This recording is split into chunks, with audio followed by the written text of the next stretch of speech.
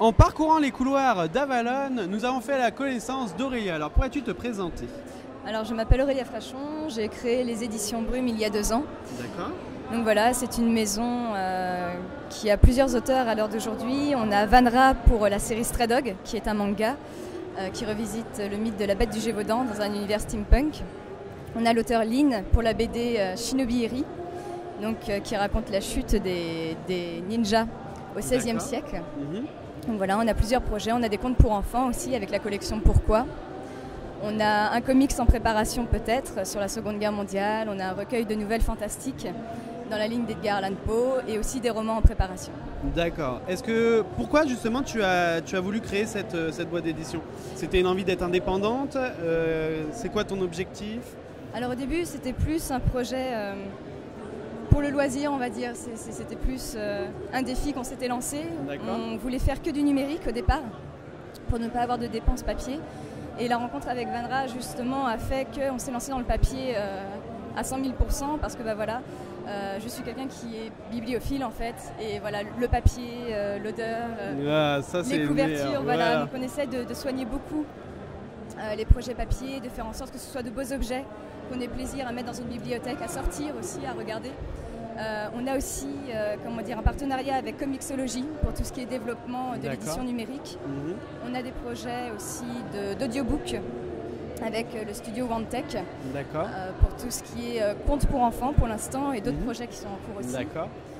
Et donc voilà, ça a pris beaucoup de proportions très vite. On a aussi un partenariat avec la Joshibi University of Art de Tokyo. Ah pour oui. Un concours, oui, voilà, c'est pour ça. Donc, en 2 ans, en fait, voilà, c'est parti de quelque chose de vraiment très récréatif, on va dire, qui n'avait pas d'incidence. Moi, j'étais en pleine étude justement d'édition en master à la Sorbonne, et ça a pris des proportions pas possibles. On a fait des rencontres d'auteurs merveilleuses qui nous ont incités, voilà, à prendre un petit peu d'importance, on va dire. Et voilà, on en est là aujourd'hui, et donc on va se monter en EURL d'ici quelques mois. On est en train de voir pour des participants. Donc c'est un projet qui monte. Voilà, et justement, en parlant de projets qui montent, alors pour la bande dessinée, Shinobi, Shinobi Eri. Shinobi Eri. Voilà. Et donc il y a eu un financement participatif. C'est ça. Et il y a eu quand même un engouement assez inattendu. Qu'est-ce que tu en penses et est-ce que tu t'y attendais justement? Alors pas du tout, justement au début. Alors Lynn est aussi elle est illustratrice et auteure. Il était prévu qu'elle fasse la colorisation et au final, alors c'était son premier grand projet, on va dire, elle en a d'autres. Mais voilà, c'était la première fois que quelque chose de très très concret se faisait et elle a dit voilà, je préférais être secondée sur cette aventure. Donc on a fait appel à Marina Duclos pour la colorisation, qui fait aussi Princesse Sarah pour Soleil.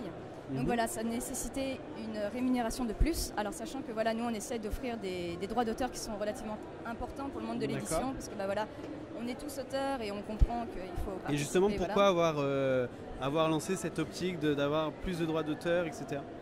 Juste pour le respect de l'auteur, justement. Un livre ou une histoire telle qu'elle soit, que ce soit audiovisuel ou autre, ça reste son bébé, en fait. C'est vraiment le projet de toute une vie parfois. Les personnages, c'est parfois des choses qui nous touchent très, très personnellement. Et je sais pas, voilà, dans le monde de l'édition, généralement, les droits d'auteur sont de 6 à 12% au maximum. Nous, on essaye de faire une tranche entre 20 et 40%. Donc du coup, c'est un peu plus difficile au niveau de la boîte d'édition. Voilà, au niveau des c'est un véritable challenge. C'est ça. C'est viable, ça reste viable, mais voilà, on n'a pas de diffuseur, ou alors on a plusieurs petits contrats de diffusion avec pas mal de partenaires. On travaille beaucoup avec les libraires aussi directement. Mais voilà, ça nécessite des sacrifices de notre côté parce que voilà, les marges ne sont pas immenses. On essaie de faire des prix abordables aussi parce que le public, ça reste notre premier cœur de cible, bien évidemment. Donc voilà, le but n'est pas de les paupériser. Et oui, c'était normal, voilà. D'accord. Et ce projet Ulule, justement, donc c'était pour payer la coloriste et pouvoir permettre aussi de lancer une impression un peu plus importante. Donc on a demandé 4 000 € en se disant, voilà, on tente le tout pour le tout. Et au final, on a eu plus de 6 000 € qui nous ont été versés très très rapidement parce que la campagne ne durait que quelques semaines, un mois. Bien sûr.